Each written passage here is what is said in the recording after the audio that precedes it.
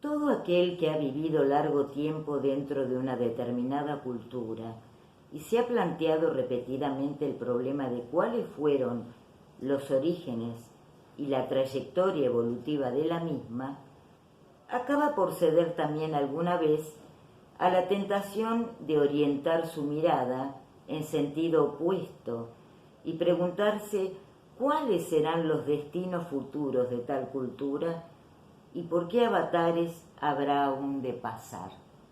Así comienza Freud. Hola amigos, buen lunes y buena semana. Comienza Freud planteándonos de qué viene este ensayito precioso a escribir El porvenir de una ilusión, y este artículo fue publicado en 1927 en ocasión del 10º aniversario de la Revolución Rusa. Bueno, aquí nos está planteando sobre lo que él quiere reflexionar, pero enseguida se da cuenta, sí, todos nos sentimos tentados en un punto, sobre todo a partir de cierta edad, por ejemplo, o con más elementos de vida, educativos, de experiencia, a preguntarnos sobre los fundamentos de nuestra cultura y su posible devenir. Pero esto, dice Freud, enseguida encuentra características que no es que no lo hagan interesante o posible, pero sí tenemos que darnos cuenta de sus limitaciones. Lo primero es que es muy difícil que tengamos una visión de la totalidad. Obviamente hay personas así, ha habido y habrá en algunas generaciones que logran ese tipo de reflexión y nos enseñan mucho también, pero no es lo más común.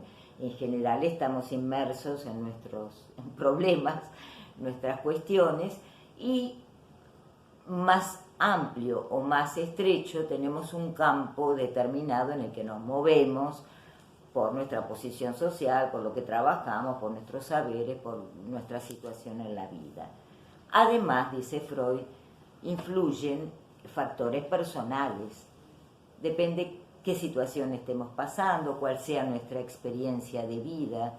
Hay personas, dice Freud, más optimistas que otras, tienden a ver el futuro con más esperanza, otras no. Y todos esos factores personales, la materia misma de nuestra vida y de nuestra experiencia, también van a incidir. Pero con todas estas precauciones podemos empezar a reflexionar. Bueno,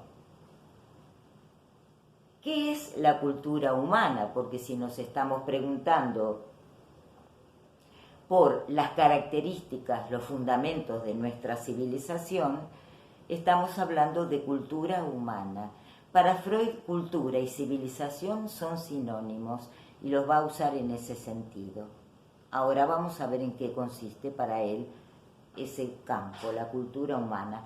De alguna manera, humana es una tautología, porque todo lo que salga, dice Freud, de un nivel zoológico, o podríamos decir de naturaleza, y esté atravesado por la palabra, eso es cultura y eso es solo humano.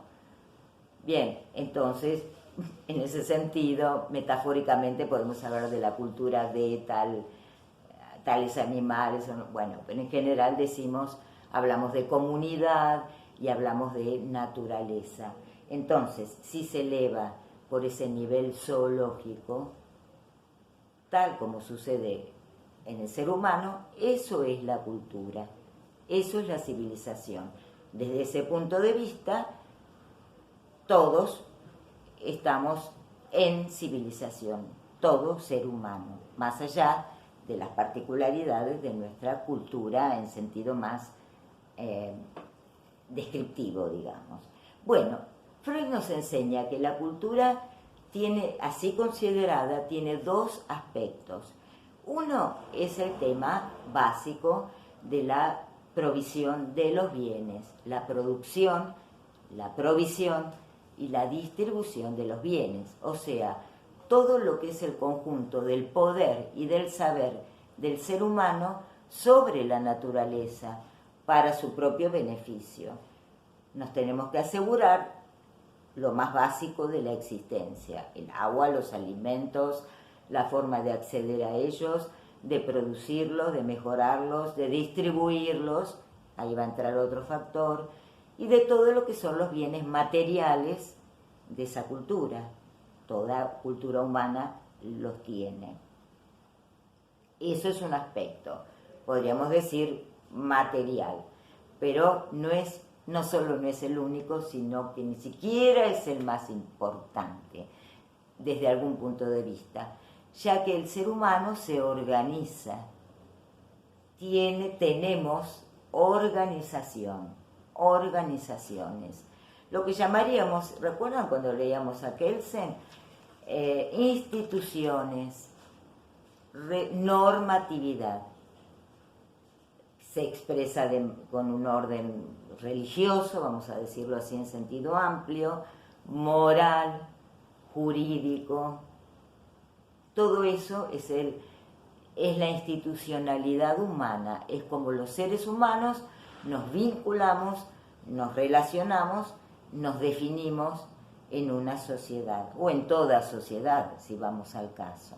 Bien, esos dos aspectos, dice Freud, no están separados, están,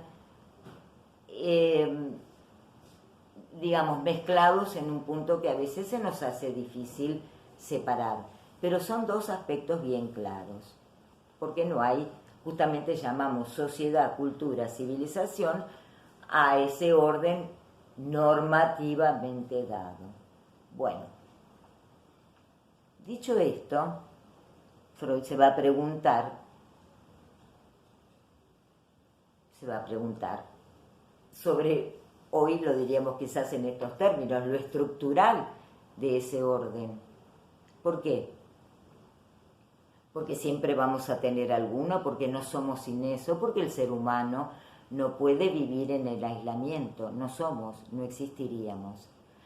Paradójicamente, dice Freud, el ser humano reconoce eso, lo reconocemos, pero nos cuesta y nos quejamos de los sacrificios que tenemos que hacer para vivir en la cultura, porque supone necesariamente esa regulación del goce, sacrificios, dilaciones, posposiciones, consideraciones, me gustaría esto, pero quizás mejor lo otro, y así. Esa es la vida humana. Entonces, estamos hablando de un esfuerzo contra la tendencia antisocial, anticultural, destructiva del ser humano. Freud dice, la obra humana se destruye con muchísima facilidad, si lo sabremos, por la violencia, las guerras y cuestiones así muy terribles, además de factores naturales. Pero quedémonos con los humanos. La cultura se destruye, la obra humana, con una gran facilidad, no así su construcción. Por lo tanto, este aspecto normativo de la cultura organizacional es el que se ocupa, por decir así, de justificar ese orden, de mantenerlo, de preservarlo. Si lo vemos en un sentido estructural, diríamos, bueno, es así menos mal, porque nos preocupamos en general por preservar no tanto este o aquel orden, sino el orden, o hasta sin el orden, porque fuera de eso no es posible la vida. Claro, pero eso, como estamos hablando de la normatividad, también nos lleva a reflexionar, como lo vemos en la historia y en el presente, a preguntarnos sobre el merecimiento de esa defensa, de la defensa de ese orden. ¿Merece ser defendido con todo ese aparataje normativo, simbólico y con la coacción inherente? La coacción, dice Freud, es el modo en que se impone la labor cultural. Se impone la labor cultural. Entonces, la pregunta ¿es posible un orden o el orden sin coacción? ¿Es posible pensar que no es un problema de este o de aquel orden? Como sucede, y lo vemos en la historia, cambiamos, valoramos de maneras diferentes, buscamos quizás formas más justas de vivir, más justas del vínculo. Claro, pero ahí no estamos negando la necesidad del orden. ¿Qué pasa si variamos la pregunta a que ya no sea un orden impuesto por una minoría iluminada que es la que tiene el poder y el poder sobre los medios de producción, el saber sobre cómo todo eso se pone en marcha, la fuerza, la coacción para compeler a que ese orden sea realidad, que esté vigente y rechazar los ataques antisociales? Podremos hacerlo sin coacción, porque estaríamos hablando de algo más. Estaríamos hablando de una edad de oro, dice Freud, donde ya al ser humano no se le tengan que imponer tantos sacrificios y tantas dilaciones en miras a la cultura, a la civilización fuera de la cual no somos.